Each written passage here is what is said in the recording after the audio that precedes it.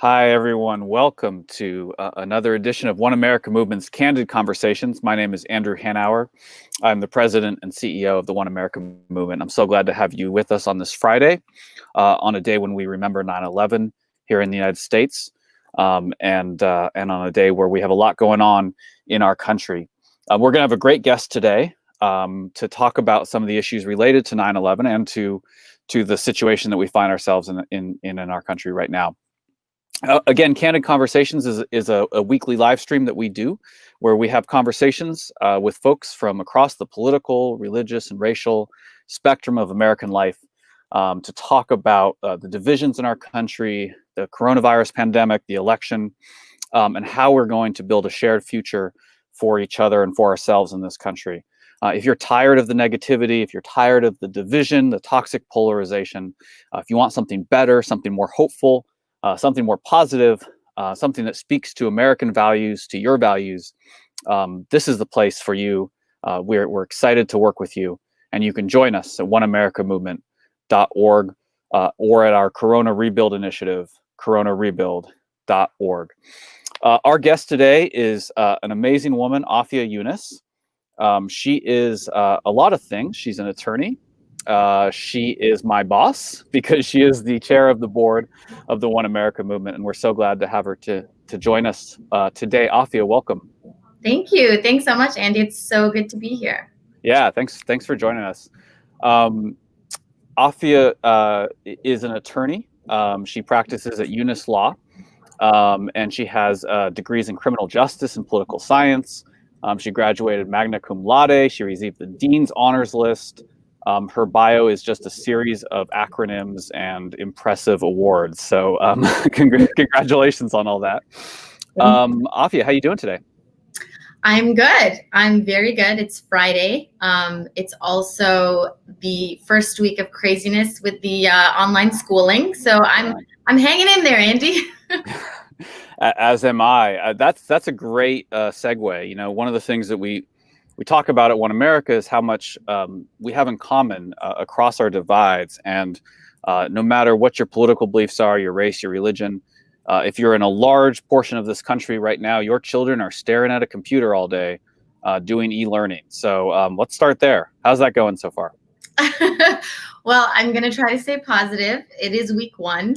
We had a lot of glitches, as I'm sure many parents have had, and it's very frustrating. But at the same time, you know, it's just the new normal. And I know for a lot of you, it's like the last 6 months have been about adjusting to something we're not comfortable with, something that's new.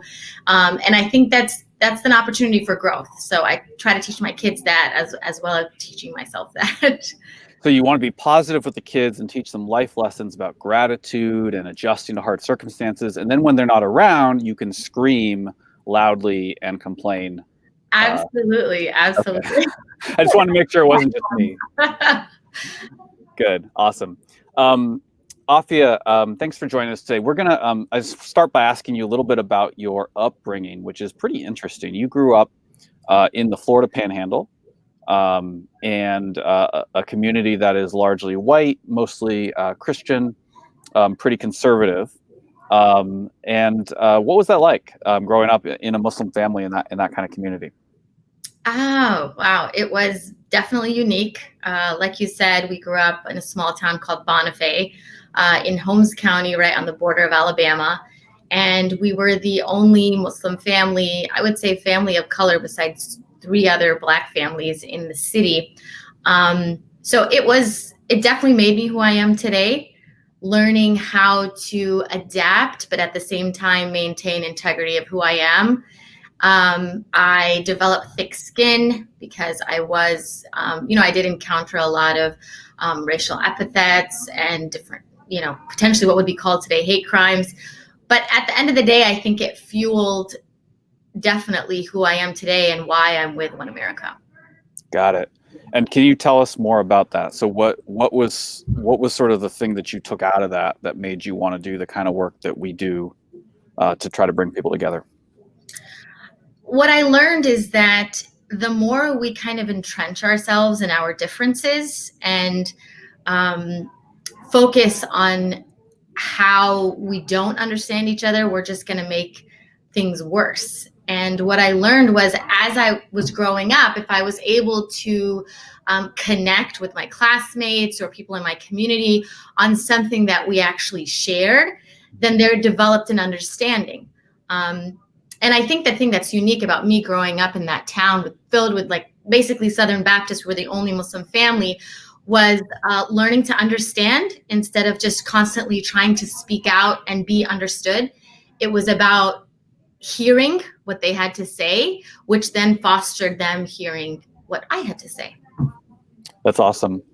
And one of the stories that you've told that I've heard that I love is about the hurricane. Was it Hurricane Michael? Was it the one that hit the Panhandle a few years ago?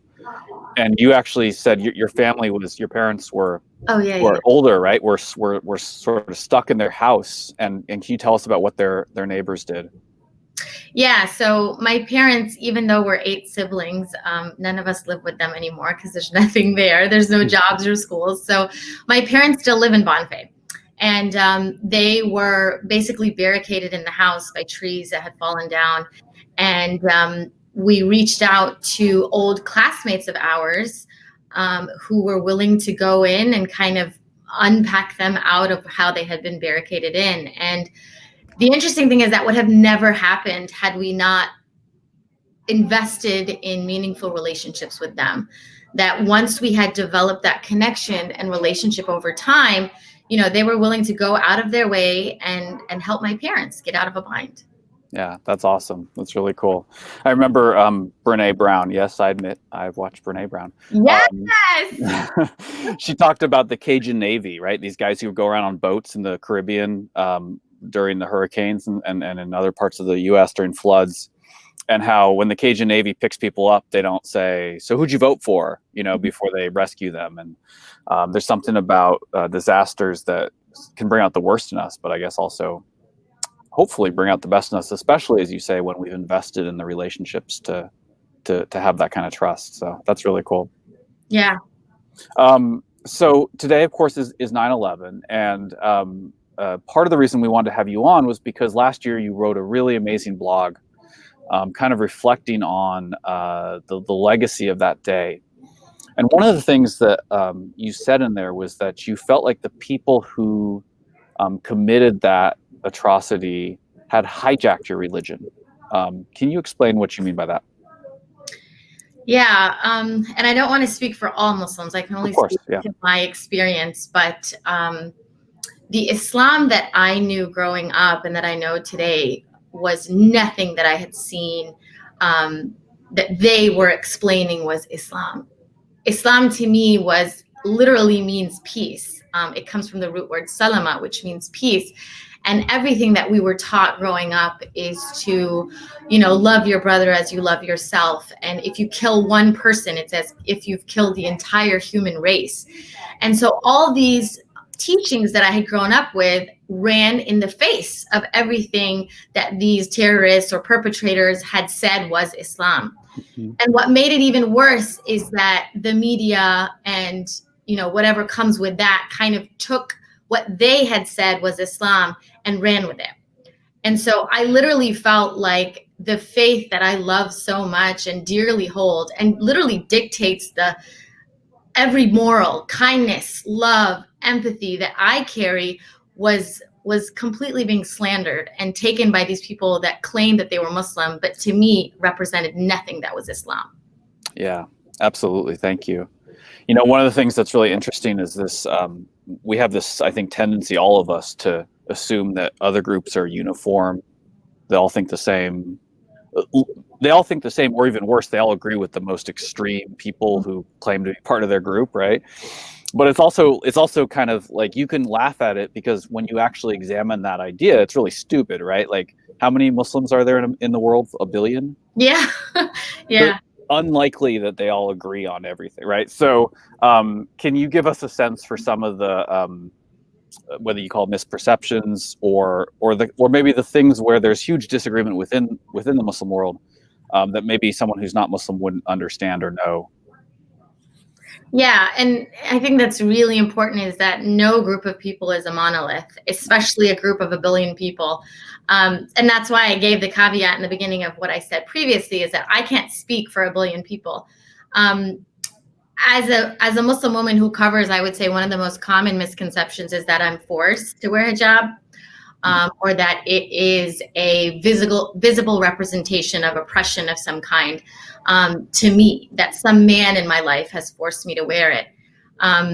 Another misconception is like, if we take it back to 9/11, is that we spread the faith by the sword and by compulsion, and we force people to convert to Islam.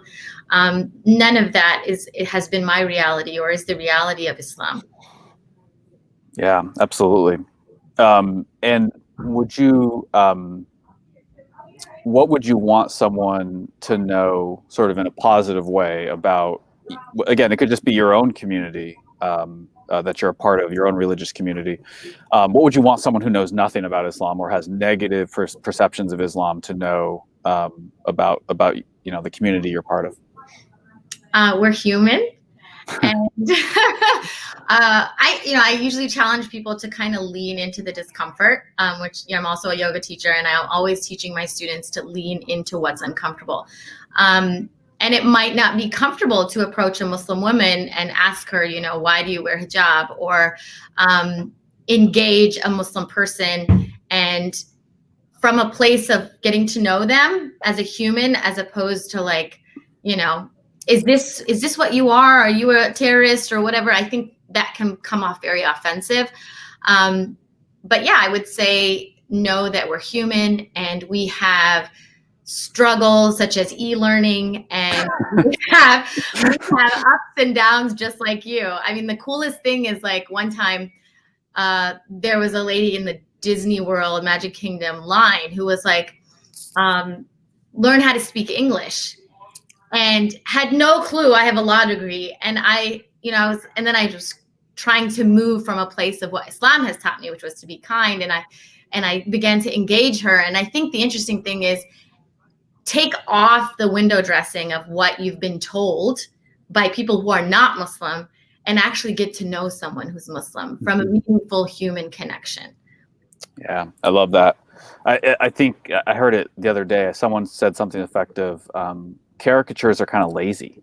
Like the laziest thing to do is say, "Oh, all those people must be X," and it actually takes integrity to actually take the time to go meet someone and learn about them rather than assume that they meet some sort of, it's easy to just say, "Oh, they must all be like this," but well, it also takes vulnerability. Like speaking of Brene Brown, like if you want to get to know someone, you also have to be willing to be known. Right. And so it's interesting because it's like, how am I willing to look at myself and how these misconceptions have dictated my understanding of someone I don't know anything about? Am I willing to challenge that? Because we're here. I mean, there's millions of Muslims, that you could encounter on a daily basis. It's just a matter of, are you willing to? Yeah, that's a great point.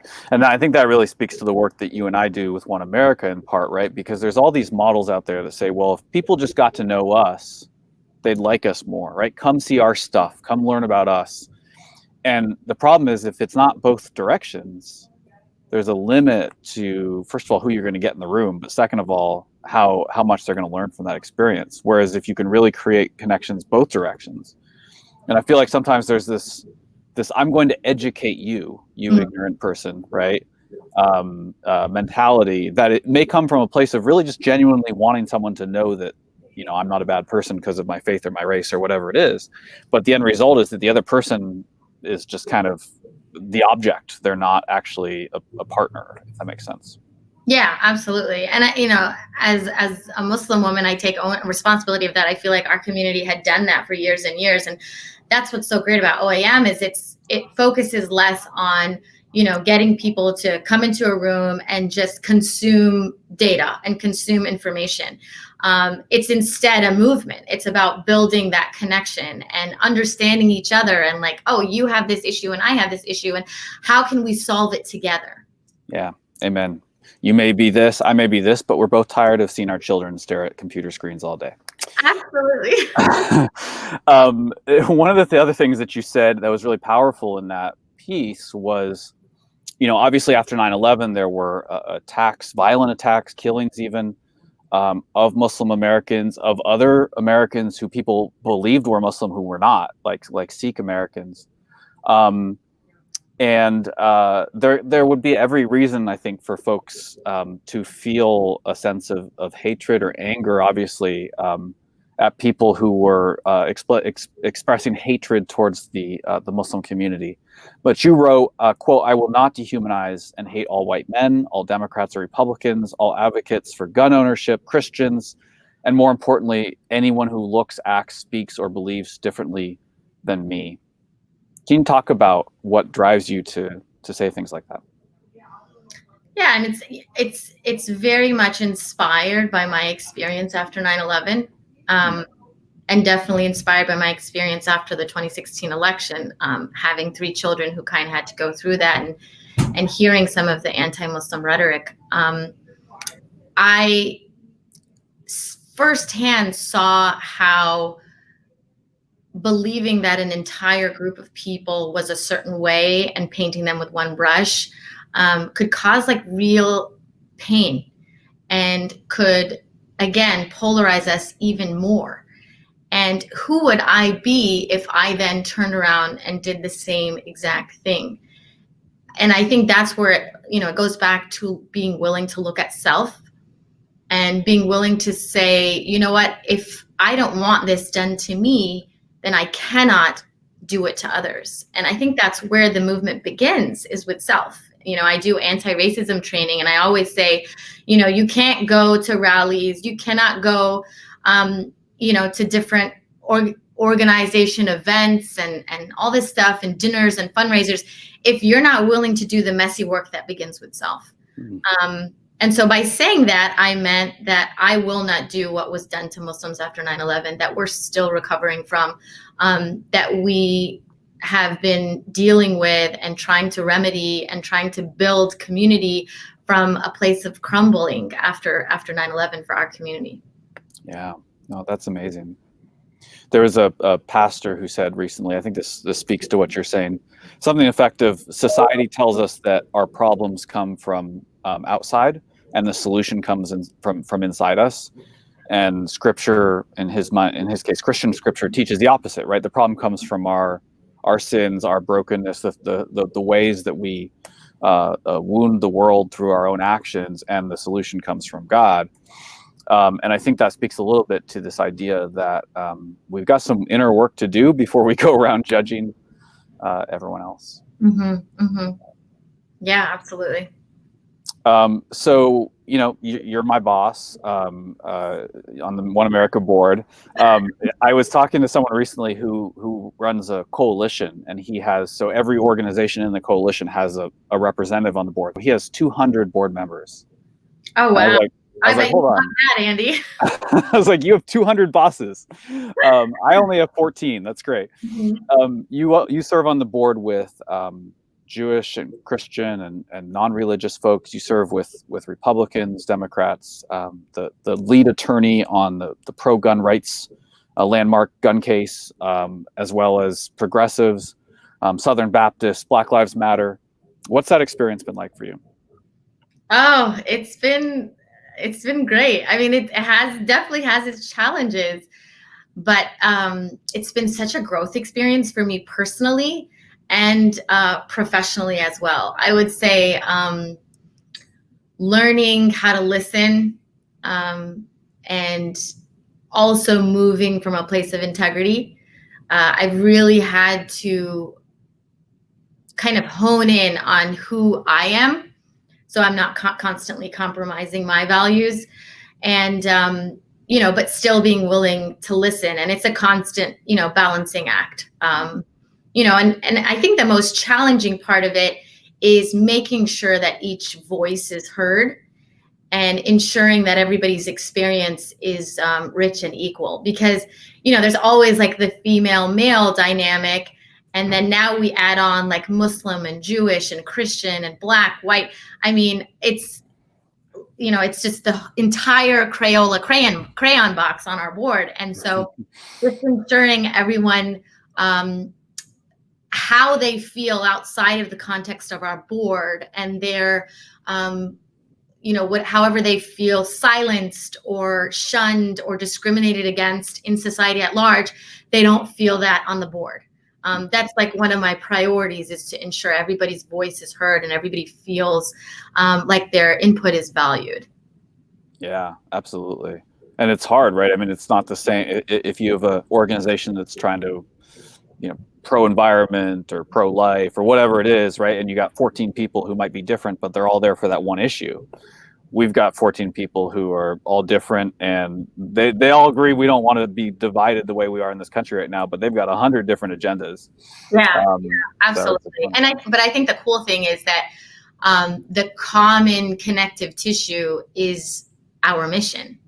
So, just the makeup of our board is a testament to the movement, in that we can bring like all these different people from different walks of life, with different experiences together for this common mission.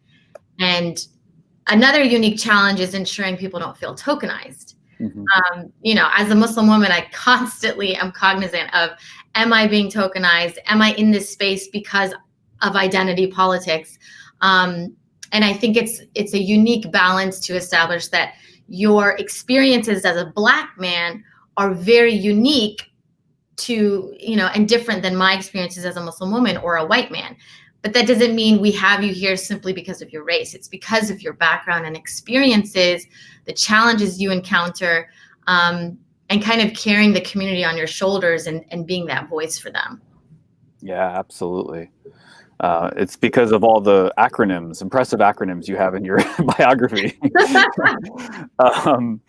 So, this has been a hard year, I think, for most Americans. I think, when I think about how hard it's been for me, even though I'm so lucky to have a job where I can, work from home and my family's healthy. Can you share with us what gives you some hope or happiness right now? I know you've been doing some really cool stuff in your yoga practice as well, your law practice, but otherwise, just what's optimistic right now in your world? What's optimistic? I would say one shining light through this whole experience has been the ability for Americans to kind of come together. I feel like it's a unique time, and we could have grown further apart, and we could have become angry and frustrated, which a lot of people are, but kind of moving from, we're in this common suffering, we're in this common experience. I remember when it first happened, there was a Coldplay did like a live, an Instagram live. Yes, I'm a Coldplay fan. I'm Brene Brown, so we're fine. Coldplay did an Instagram live where they did like these at-home concerts, and it just like caught on. It was like John Legend and Coldplay and like all these dope artists doing like these at-home concerts, and there were like 250,000 viewers. And I remember I was so down because of what was happening, and I hadn't like seen anyone besides my immediate family members in weeks, but I felt such connection to people I had never known. And I think the silver lining through this, and I hope it continues, is people are yearning to have conversation, to have a connection with others. I mean, I stop at Starbucks and with my mask on, I mean, they're just like yearning for like, what's going on in your life and how are you? And I think beyond, hopefully as we get through this, that will be something, a skill that we were losing and may have lost, is just wanting that human connection and feeling connected as a community. Yeah, I love that. I mean, I think that speaks, I think, also to our moment, right? I mean, as divided as we are, as easy as it is to like get us fired up to beat those people, ultimately none of that stuff really makes us happy, right? I mean, it's just kind of misery inducing. And there's something better out there. There's something better out there that speaks to our desire, our deep desire to be connected to other human beings. And we're going to get there. It's going to be a hard few months, but I think we're going to get there.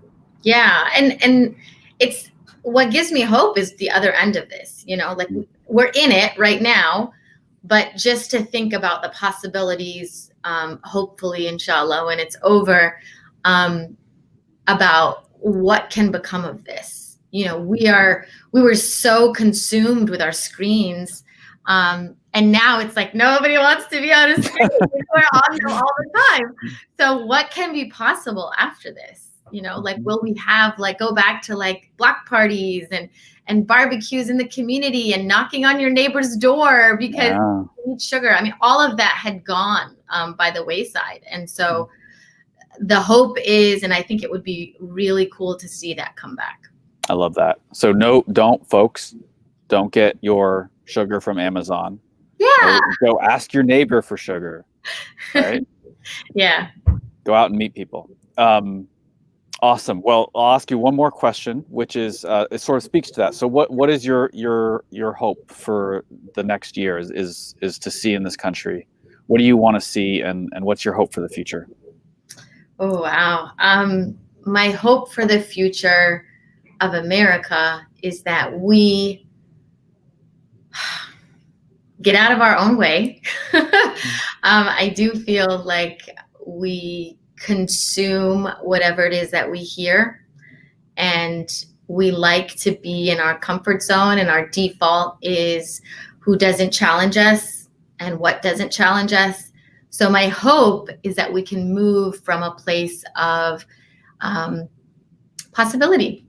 Like, what is possible if I get out of my comfort zone and cross divides, cross racial and ethnic divides, and meet different people and create a new community? And what I hope for my children and the next generation is that they don't surround themselves with people who look and talk like them, that they and realize that enriches their life experience. I hope that instead of us saying that we're a melting pot, that we actually realize that what enriches the pot is our differences. And, some of the most meaningful connections I have are with people who don't look or talk like me, who don't even believe the same things I believe.